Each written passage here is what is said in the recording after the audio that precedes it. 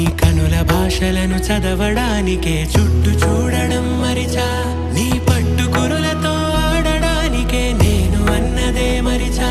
నీ మేనిలోన మునకేయడానికే అరుదైన నుదురు బరువైన ఎదలు